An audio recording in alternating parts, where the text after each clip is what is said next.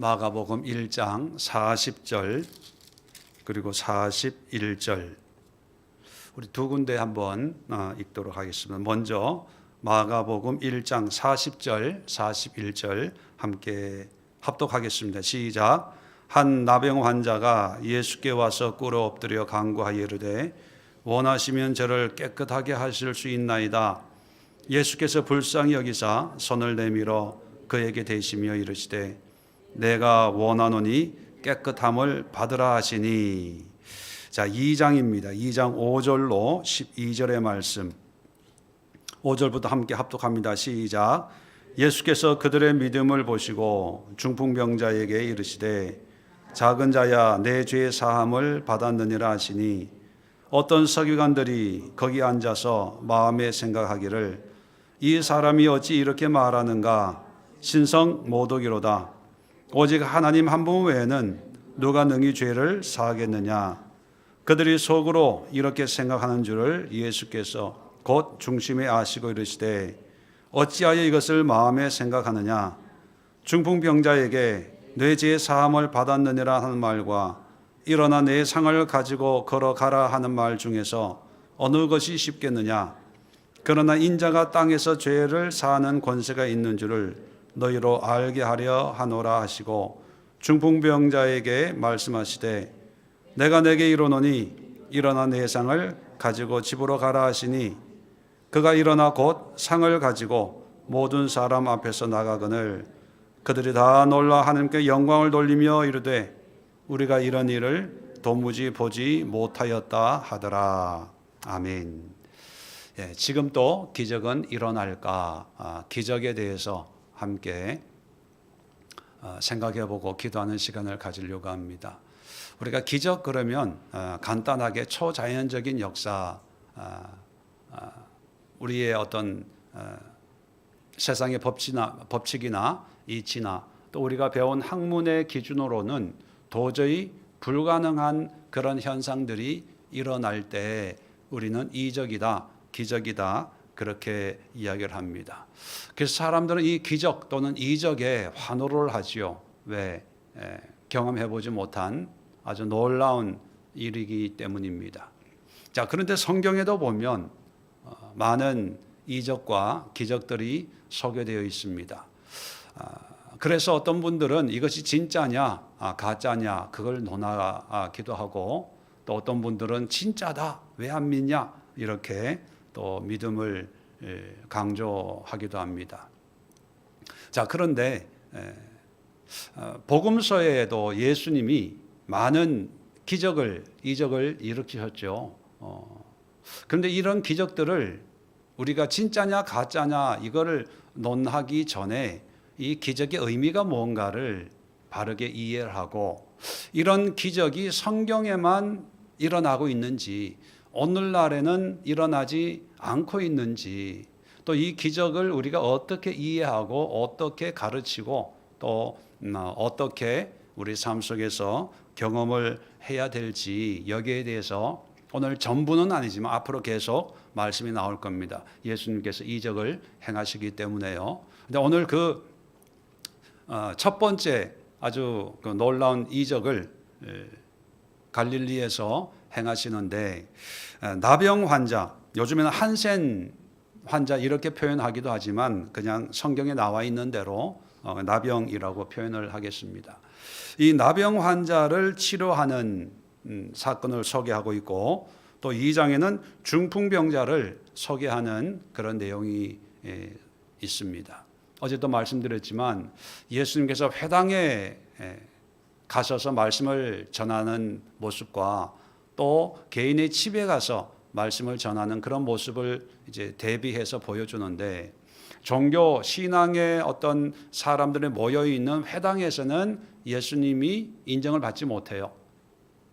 외면을 받지만 그러나 개인의 집에서는 인정을 받고 많은 사람들이 모여드는 걸 보면서 어디가 참 에클레시아인가 우리가 어제 잠깐 살펴봤는데 오늘도 이 나병 환자가 어디에 집에 갔다 이런 얘기는 없지만 2장 중풍병자를 치료할 때 보면 1절에 보면 집에 계시다는 소문이 들린지라, 집에 계신 모습을 알 수가 있습니다. 그러면 추측하건대 이 나병 환자도 집에, 어떤 집에 계실 때 찾아온 사람이 아닐까, 그렇게 추측을 해 봅니다. 자, 중요한 것은요, 이 나병 환자나 중풍병 환자들은 그 당시의 문화적인 관점으로 보면 하나님으로부터 벌받은, 천벌받은 그런 질병이다, 이렇게 여겨지는 환자이지요. 나병이 걸리면 가족으로부터, 어떤 사회로부터 격리가 되는, 사람 취급을 받지 못하는 그런 질병이고, 중풍 환자도 뭔가 하나님으로부터 죄를 졌기 때문에 하나님이 치셔서 하루아침에 갑자기 거동이 불편한 이런 증상들이 생기는 질병이지요. 이렇게 보면 두 가지가 다 일반적으로 하나님으로부터 벌받은 사람들이라고 하는 그런 프레임에 갇혀 있는 사람들을, 자, 예수님께서 기적적으로 이들을 치료하시는데, 자, 첫 번째가 뭐냐면 성경적인 기적은요, 예수로 말미암는 겁니다. 출애굽기에도 애굽의 이 마법사들이 기적을 일으키잖아요. 또 요한계시록에도 보면 마지막 때에 음녀라고 하는 그런 존재들이 적그리스도의 능력을 가지고 많은 이적을 일으키고 기적을 일으킵니다. 그리고 기독교만이 아니라 다른 종교에서도 또 어떤 능력이 특별한 사람들도 우리가 생각하는 그런 기적적인 현상들을 일으키는 경우들이 없지 않아 있습니다. 병 고치는 게 불교에는 없을까요? 있어요. 천주교에는 없을까요? 있습니다. 힌두교에는 없을까요? 있을 거예요. 아프리카 그 토속 무속 신앙에는 없을까요? 초장도 고쳐요. 그런 일들이 자주는 아니겠지만 일어납니다. 자, 그런데 많은 이적들이 있지만 성경적인 관점은요, 우리가 이적 또는 기적이라고 하는 것은 예수님으로 말미암아 또는 하나님으로 말미암아 우리의 능력 이상의 것이, 어떤 현상들이 일어날 때 그것을 우리는 기적이다, 이적이다, 이런 관점을 가져야 된다는 것입니다. 왜냐하면 하나님으로 말미암는 이적, 기적이 아니면 세상에 많은 그런 현상들이 일어날 수 있거든요. 또 마지막 때가 되면 더 많이 일어날 수도 있을 것 같습니다. 그렇다면 또 우리도 이적에 끌리고 기적에 끌려서 하나님이 중요한 게 아니라 내 문제 해결해주고 나를 고쳐주고 내가 경험하지 못한 그런 일들을 경험케 하는 사람이라면 어디든지 찾아다니면서 그런 기적을 구하는, 성경에 나와 있는 이런 유대인들과 똑같은 모습이 되기 때문입니다. 자, 그래서 오늘 첫 번째 그 기적의 모습이 나병 환자도 예수께 꿇어 엎드려 간구합니다. 예수께 나오는 거고요. 2장에도 보면 중풍 환자는 자기가 움직일 수 없으니까 친구들이 이 환자를 데리고 와서 지붕을 뚫고 예수께 나오는 것. 그래서 여러분, 기적은 오직 하나님으로 말미암는다. 하나님으로부터 시작이 된다. 이런 생각을 머릿속에 집어넣으셔야 돼. 이 얘기는 뭐냐면 하나님 외의 모든 현상들은 그냥 그런 일들이야. 대단한 일이야. 놀라운 일이야. 그러나 기적은 오직 하나님. 그 이유가 나중에 나옵니다. 왜 하나님으로 말미암는 이적이, 기적이 되는 것인지 다음에 나오는데, 자, 첫 번째는 하나님으로 말미암는 것. 자, 그래서 예수께 나오는데 공통점이 있습니다. 그게 쉽게, 누구나 쉽게 하나님 앞에 나오는 것이 아니라 나병 환자도 사회로부터 배척되는 존재이기 때문에 예수님이 계신 곳까지 나아가기가 쉽지가 않았어요.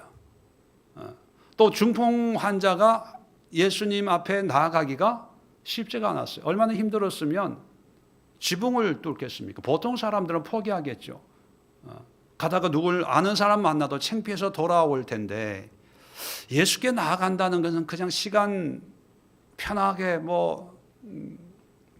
그런 간단한 마음으로 나아가는 게 아니라 정말 여러 가지 장애와 고난과 어떤 손해나 이런 걸 극복하는 그런 간절함, 열정으로 하나님 앞에 나가야 된다는 거예요. 어떤 분들은 그런 얘기를 합니다. 주일 예배 왔으니까 이제 하나님 은혜 주셔야 되는 거 아니냐. 예, 은혜 주시면 좋겠지만 이 기적이라고 하는 것은요, 하나님 또 우리 인간의 한계를 뛰어넘어서 뭔가 베푸시는 은혜가 있는 것처럼 기적을 경험하려면 우리의 한계, 나의 한계를 뛰어넘는 우리의 헌신과 수고가 있을 때 하나님이 불쌍히 여겨주시는 거예요. 41절에 보면 예수께서 불쌍히 여기사, 하나님이 긍휼을 베풀 정도의 그런 열심, 헌신, 희생, 중풍 환자도 마찬가지입니다. 그 친구들의 그 믿음을 보시고 그 믿음을 봤다는 것은요, 그들의 열심, 노력, 하나님의 기적적인 은혜가 그렇게 쉽게 우리에게 오면 날마다 기적을 경험하겠지요. 그런데 기적이 그렇게 흔치 않는 이유 중에 하나가 뭐냐 하면 우리가 우리의 한계를 뛰어넘지를 않아요. 조금 하다가 힘들어, 하기 싫어, 내일, 다음, 그 한계 속에 그냥 머물러 있는 거죠. 왜? 한계 속에 있으면 편안하니까. 편안하다는 얘기는요, 나에게는 아무 변화가 일어나지 않는다는 의미가 될 수가 있습니다. 한계를 뛰어넘는 그런 간절함이 있을 때 기적은 시작이 된다. 자, 두 번째는 이 기적은요, 현상이 중요한 게 아니라 의미가 중요한데, 기적은 반드시 영혼을 치유하는 거예요. 나병 환자를 보면 처음부터 40절에 보면 끝에 저를 깨끗하게 하실 수 있나이다.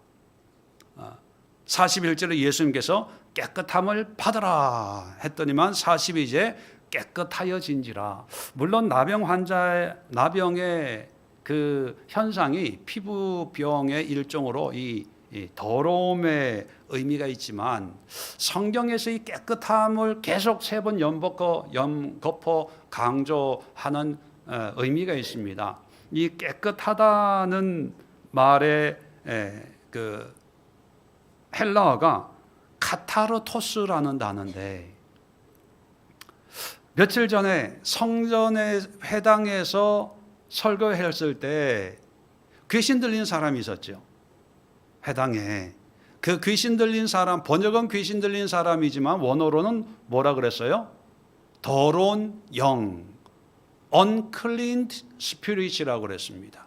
그래서 그런 걸 보면 이제 귀신 들린 현상이 나타나는 사람이 아니라 겉은 멀쩡하지만 속에 하나님 보시기에 악한 생각, 악한 영의 어떤 더러운 그런 삶을 살고 있는 사람일 수 있다라고 말씀드렸는데, 그 더러운이라는 말이 오늘 깨끗함에 카타르토스에 아가 붙어서, 아가 부정어거든요. 카타르토스에, 아에서 A가 빠지면 카타르토스, 깨끗한.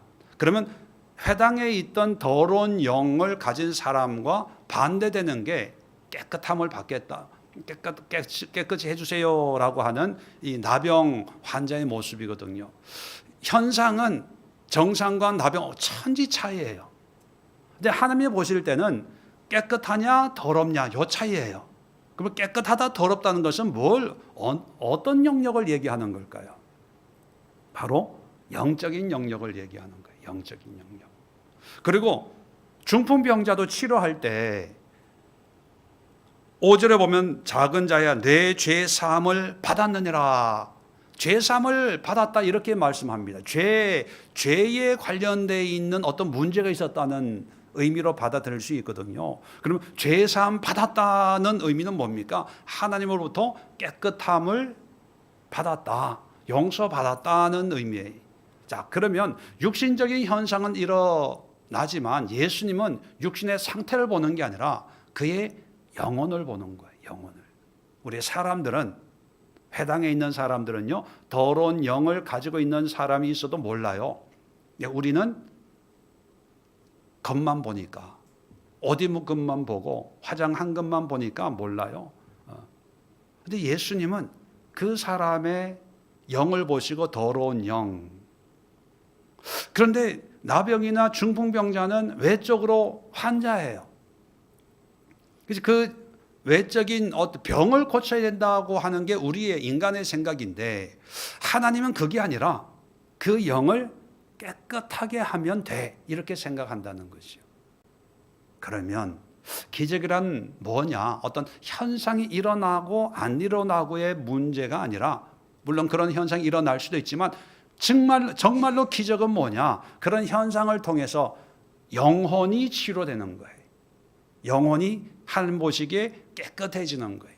이게 일어나지 않으면 천지가 개벽하는 일일지라도 성경적으로는 기적이 아닙니다. 기적이 아니에요. 자, 세 번째. 자, 그래서 이런 기적을 통해서 결국은 예수님이, 이 기적을 행하시는 예수님이 누구인지를 아는 거예요.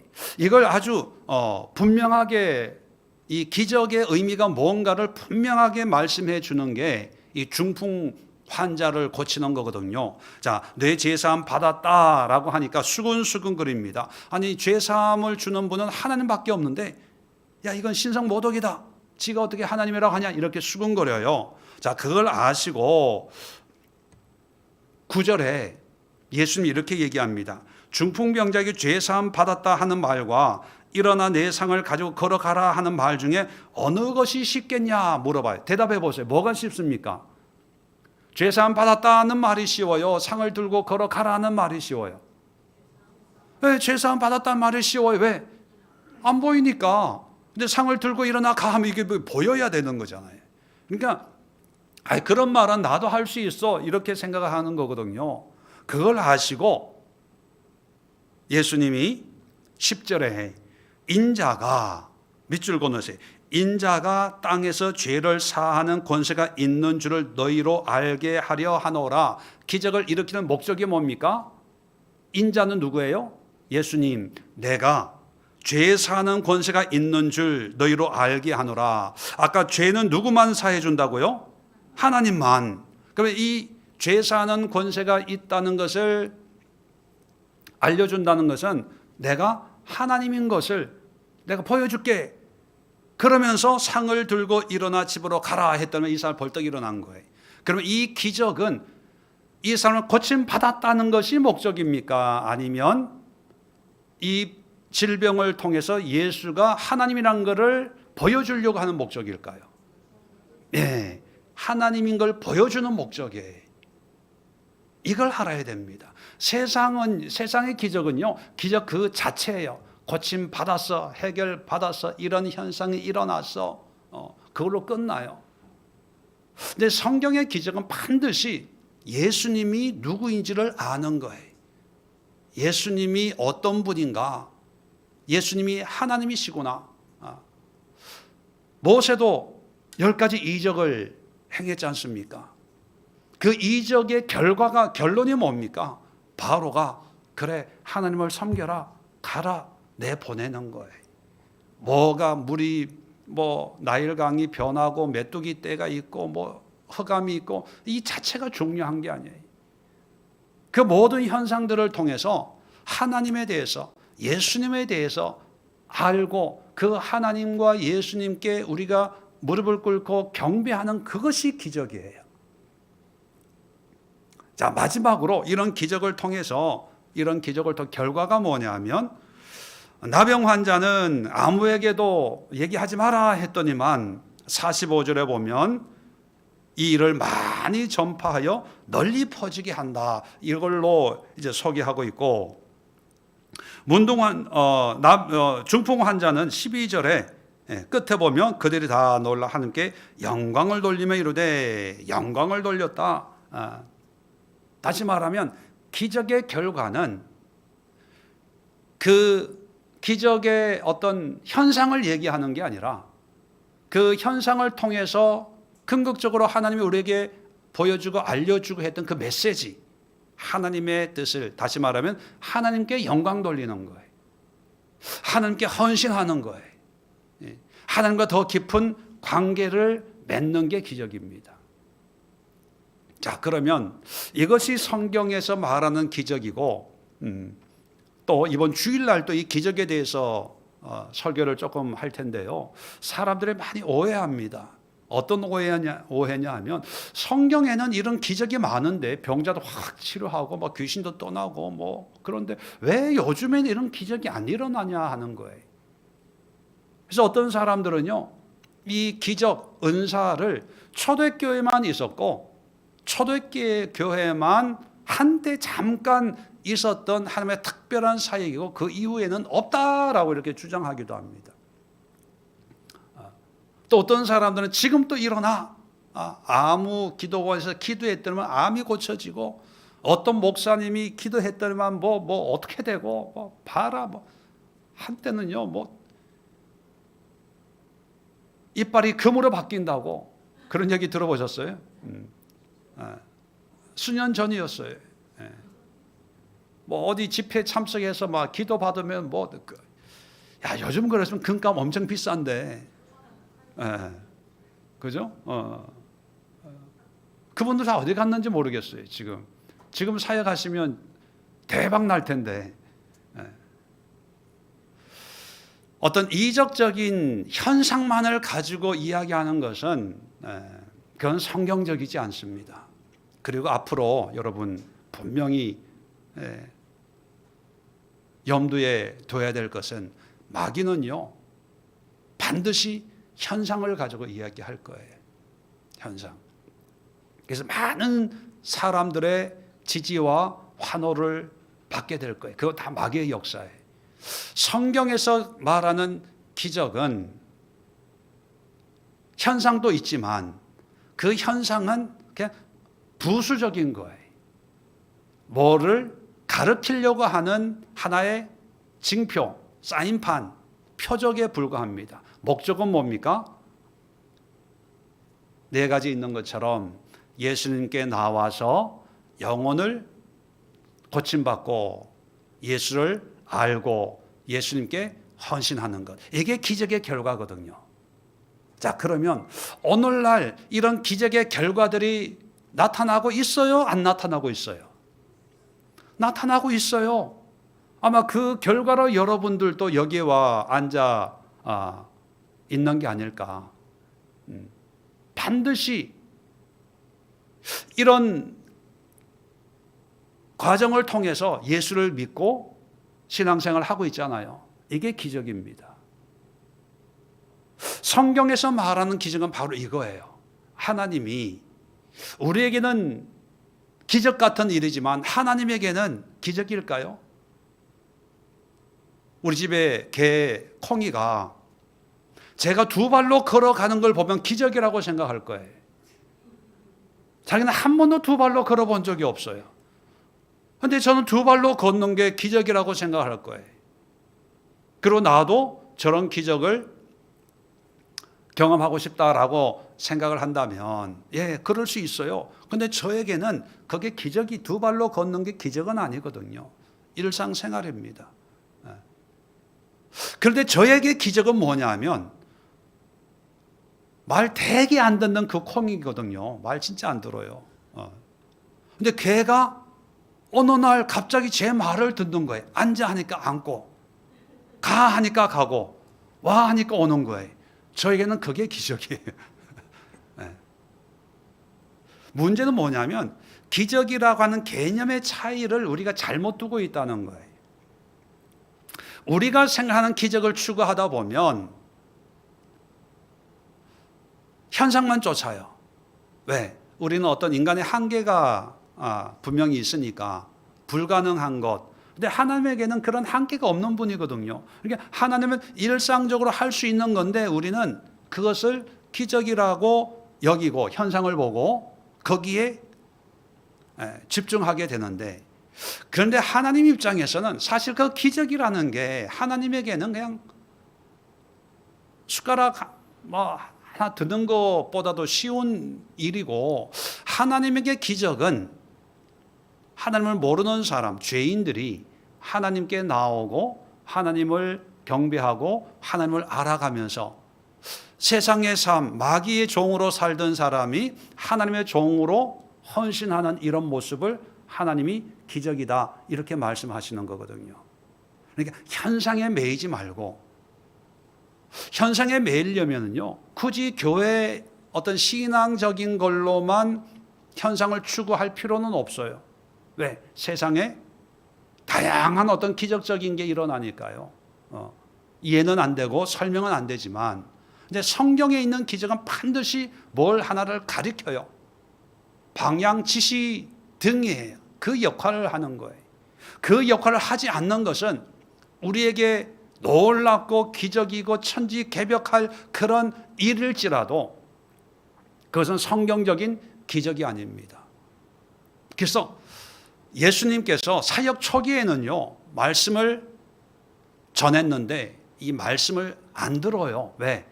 목수 아니냐, 저 사람이 뭘 안다고 저렇게 큰 소리 쳐. 그러니까 예수님이 기적을 일으키면서 오늘 죄 사는 권세가 있는 줄 내가 보여줄게, 그러면서 상을 들고 일어나 걸어가 라고 했을 때 벌떡 일어났거든요. 그 현상이 아니라 그런 현상을 일으키는 내가 죄 사하는 권세가 있는 사람이야, 이걸 알려주기 위함이에요. 그래야 예수님이 말씀하시는 것을 이 사람들이 귀담아 듣거든요. 자, 그래서 기적을 많이 일으켰습니다. 처음에는 이적을. 그런데 이 기적을 본 사람들이 예수님이 하나님인 걸 믿게 되었을까요? 안 믿게 되었을까요? 안 믿게 돼요. 안 믿고 뭘 합니까? 또 다른 기적, 또 다른 기적. 그러니까 예수님이 화가 나는 거예요.